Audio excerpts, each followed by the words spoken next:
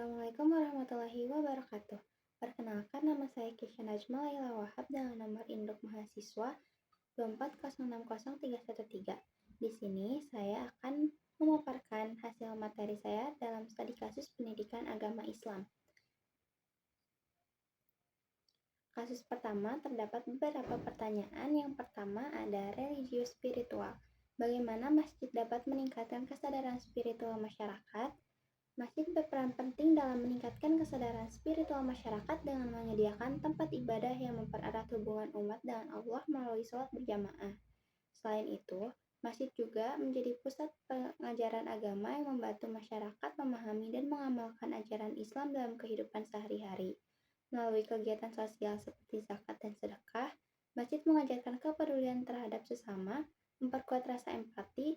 Masjid juga menjadi tempat bagi umatnya untuk merenung, berdoa, dan memperdalam hubungan spiritual mereka. Dengan begitu, masjid tidak hanya meningkatkan ibadah, tetapi juga membangun kesadaran spiritual yang lebih kuat dalam kehidupan masyarakat. Yang kedua, ada sehat rohani dan jasmani. Program apa yang bisa dilakukan untuk mendukung kesehatan jasmani dan rohani jamaah? Masjid bisa menyelenggarakan kegiatan olahraga seperti senam atau futsal untuk menjaga kebugaran tubuh. Selain itu, masjid juga dapat mengadakan pengajian, ceramah, atau kajian agama yang memberikan pemahaman mendalam tentang pentingnya menjaga kesehatan jasmani dan rohani. Program seperti konsultasi atau dukungan psikologis bagi jamaah yang mengalami stres atau masalah emosional juga sangat bermanfaat. Dengan kombinasi kegiatan fisik dan spiritual, masjid dapat membantu jamaah untuk mencapai keseimbangan dalam kehidupan mereka, baik secara jasmani maupun rohani. Selanjutnya, yang ketiga, cerdas dalam emosional, intelektual, dan spiritual. Apa jenis pendidikan atau pelatihan yang dapat diselenggarakan untuk mendukung kecerdasan emosional, intelektual, dan spiritual jamaah? Masjid dapat menyelenggarakan berbagai jenis pendidikan dan pelatihan yang holistik. Misalnya, pelatihan keterampilan hidup yang membantu jamaah mengelola emosi dan membangun kecerdasan emosional, seperti pelatihan tentang pengendalian diri, komunikasi efektif, dan resolusi konflik. Di sisi intelektual, masjid bisa mengadakan kelas-kelas pengembangan ilmu pengetahuan, seperti pelatihan teknologi, kewirausahaan, atau literasi keuangan yang berguna untuk meningkatkan kecerdasan praktis jamaah. Untuk aspek spiritual, masjid dapat mengadakan kajian agama, pelatihan tafsir Al-Quran, atau kelas-kelas tentang pengembangan diri melalui ajaran agama Islam yang memperkuat kedekatan dengan Allah. Dengan pendekatan ini, masjid membantu jamaah berkembang secara menyeluruh baik dalam aspek emosional, intelektual, maupun spiritual. Selanjutnya, yang keempat, sejahtera. Bagaimana masjid dapat membantu jamaah meningkatkan kesejahteraan ekonomi mereka? Masjid dapat membantu jamaah meningkatkan kesejahteraan ekonomi mereka dengan menyelenggarakan berbagai program yang mendukung pemberdayaan ekonomi.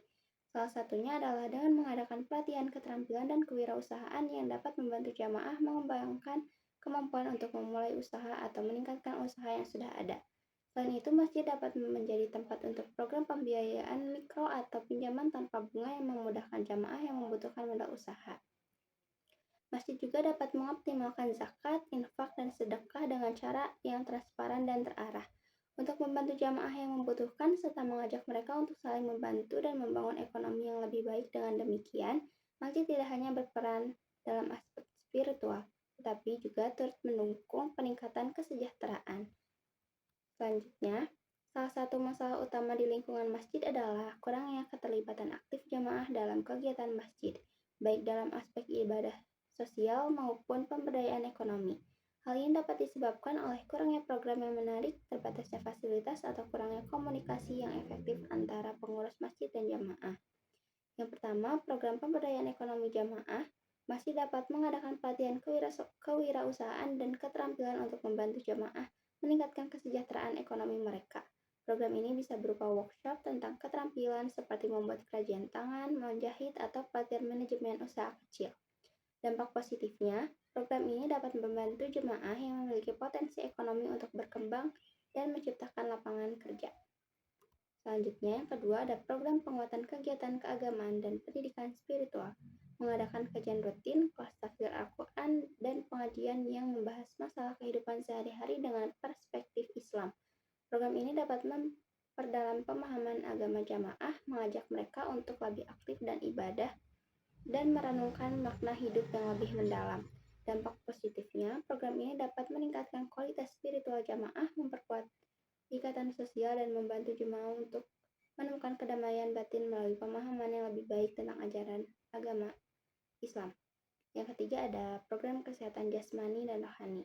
Masjid dapat menyelenggarakan kegiatan olahraga ringan seperti senam, futsal, atau jalan sehat bersama. Selain itu, masjid bisa mengadakan sesi konseling atau dukungan psikologis untuk membantu jemaah yang menghadapi masalah emosional atau mental. Dampak positifnya, program ini akan meningkatkan kesejahteraan fisik dan mental jamaah, menciptakan lingkungan yang lebih sehat dan harmonis. Kesehatan jasmani yang baik juga berdampak pada energi dan motivasi jamaah dalam beribadah dan beraktivitas sosial. Selanjutnya ada kasus yang kedua. Pertanyaan yang pertama, jelaskan prinsip-prinsip utama seorang pendidik dalam Islam yang dapat membantu Ustadz Hasan memperbaiki pendekatannya. Dalam Islam, seorang pendidik harus mengutamakan beberapa prinsip untuk mendukung proses pembelajaran yang efektif. Pertama, kesabaran sangat penting karena pendidik harus memahami bahwa setiap murid belajar dengan kecepatan yang berbeda. Kedua, pendidik harus menjadi teladan yang baik, menunjukkan akhlak Islami yang dapat diikuti oleh murid. Keadilan juga diperlukan agar semua murid diperlakukan secara adil tanpa diskriminasi. Selain itu, seorang pendidik harus memiliki ilmu mendalam agar dapat mengajarkan materi dengan tepat. Empati juga diperlukan untuk memahami perasaan dan kondisi murid, serta memberikan dukungan yang sesuai. Terakhir, seorang pendidik harus dapat memberikan motivasi dan dorongan untuk menginspirasi murid agar terus berkembang. Dalam prinsip-prinsip ini, Ustadz Hasan dapat memperbaiki pendekatannya dengan mengajar dan membimbing murid-muridnya dengan baik. Yang kedua, susunlah minimal 3 strategi praktis yang bisa diterapkan Ustadz Hasan untuk meningkatkan hubungan emosional dengan siswa. Untuk meningkatkan hubungan emosional dengan siswa, Ustadz Hasan bisa mulai dengan mendengarkan dengan penuh perhatian saat siswa berbicara agar mereka merasa dihargai dan lebih terbuka. Selanjutnya, beliau bisa menunjukkan empati dengan memahami perasaan dan kesulitan siswa, memberikan dukungan moral. Terakhir, Ustadz Hasan dapat mengadakan diskusi interaktif atau kegiatan kelompok yang melibatkan siswa secara aktif, membuat mereka merasa lebih dekat dan dihargai. Dengan langkah-langkah ini, hubungan emosional dengan siswa akan semakin kuat. Yang ketiga, berikan contoh kegiatan atau metode pembelajaran yang sesuai untuk menciptakan suasana kelas yang kondusif, menyenangkan, dan tetap islami. Untuk menciptakan suasana tersebut, Ustadz Hasan dapat menggunakan metode diskusi interaktif yang melibatkan siswa secara aktif dengan mengajukan pertanyaan terbuka dan memberikan ruang bagi siswa untuk berbagi pendapat. Kelas akan terasa lebih hidup dan siswa merasa dihargai. Ustadz Hasan juga bisa menerapkan game edukatif berbasis nilai-nilai Islam, seperti kuis tentang para kisah Nabi. Selanjutnya ada kasus ketiga, yang dimana pertanyaannya, apa yang Anda pahami tentang Islam yang rahmatan lil alamin, ekonomi syariah, pernikahan dalam Islam.